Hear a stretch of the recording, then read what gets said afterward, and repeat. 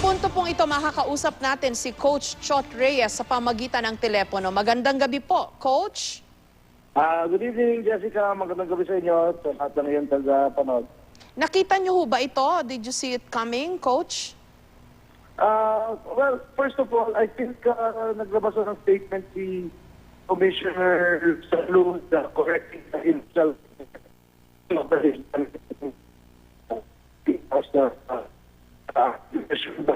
Himself and Secretary Barrios.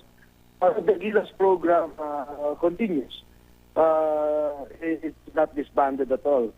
Insofar as kung ako pa rin ang coach or hindi, well, that's going to be up to the SBB board. It's going to be up to the SBB board to decide. Dahil, you know, I serve at their mandate since 2012. So, it's really up to them. May sentimiento ho ba kayo rito? Ano pong reaction niyo dito, Coach? I fully support the process. Tama naman yun eh. Lahat ng programa, at the end of it, kailangan talagang i-evaluate, kailangan i-assess, kasi that's how a program develops. Maski noong 2012, nag-champion tayo sa Jones Cup.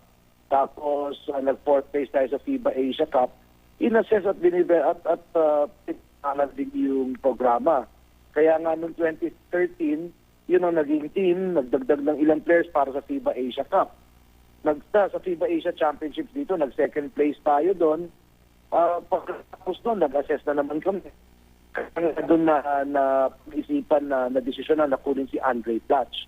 Because it's part of the constant evaluation and assessment ng programa.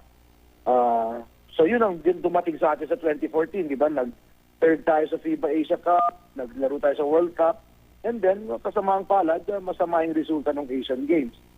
So ngayon, babalik na naman yung teams, yung mga players sa mother teams nila. So we're back to the assessment, the evaluation and reassessment ng programa. And kasama doon ang pag-assess sa coach, sa players, mga procedures, sa mga ginagawa natin. And that's perfectly fine with me. I've been part of the process since day one. Kaya okay sa akin yan. Coach, pasensya na ho kayo, pero syempre hindi maiwasan na isipin ng iba, no, na tinanggal kasi hindi maganda yung performance ng Gilas doon sa South Korea. Ano pong reaction nyo sa mga ganyang possible reactions, Coach? Pag tinignan mo yung statements ni Commissioner Salud, nila Mr. Barrios and all that, wala naman nagsasabing tinanggal tayo or anything to that effect. Except I think some of the other people, sensationalize sila, spinin nila in a different manner. And naintindihan ko yun, that's part of the business, di ba? Pero sa akin, unang-una, nung pagdating na pag-uwi namin from Incheon, from Korea, sinabi ko na kagad kay Chairman MVP yun. Sabi ko, sir, wag niyo akong problemahin. I'm willing to step aside so that the SBP can go and make... and can do what is right, what they feel is right, and make changes to the program if necessary.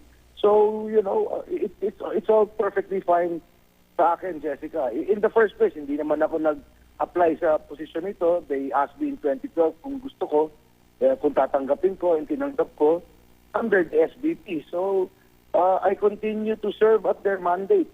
Kung gusto pa nila, okay. Kung ayaw na nila, okay pa rin sa akin. But hindi ako nagulat because I've been part of the process from the start. Kaya, you know, kasama sa trabaho natin yan.